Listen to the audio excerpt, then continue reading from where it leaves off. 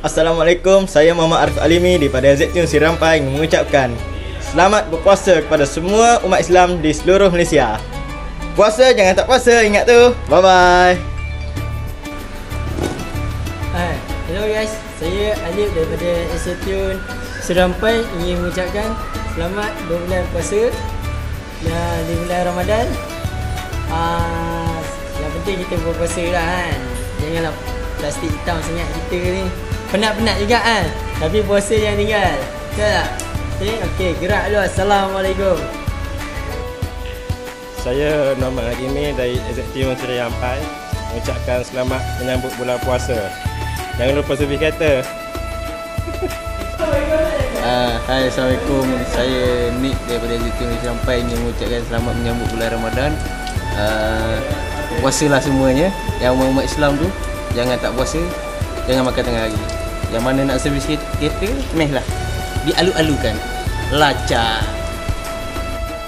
Saya Hani daripada ZTune Sirampai ingin mengucapkan selamat menyambut bulan Ramadan. Tak puasa.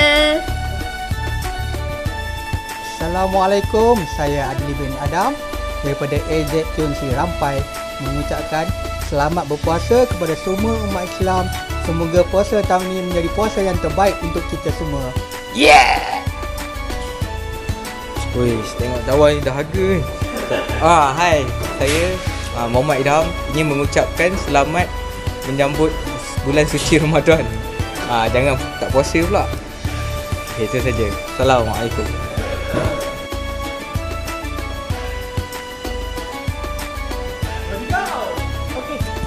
Assalamualaikum warahmatullahi wabarakatuh. Kepada semua umat Islam yang ada di dunia ini, saya ingin mengucapkan selamat menyambut bulan Ramadan. Ingat, itu rukun Islam yang ketiga, berpuasa di bulan Ramadan. Okey? Jangan lupa berpuasa ya kawan-kawan. Ingat, plastik hitam tak ada lagi tahun ini. Assalamualaikum. Soalan apa? Soalan baru daripada Total. Okey, Assalamualaikum. Saya Syukri daripada ZTune Sirampai. Ingin mengucapkan sesiapa yang nak buat preparation sebelum raya, sila buat appointment service. Dan juga kepada semua pelanggan customer ZTune Sirampai, selamat berpuasa. Mana seorang lagi ni? Tak ada.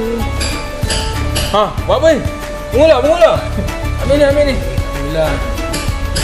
Assalamualaikum warahmatullahi wabarakatuh. Bismillahirrahmanirrahim. Saya Fakru daripada ZTune Sirampai mengambil kesempatan ini mengucapkan selamat menyambut bulan Ramadan Al-Mubarak 1446 Hijrah kepada seluruh umat Islam dan juga pelanggan-pelanggan kami ZTune.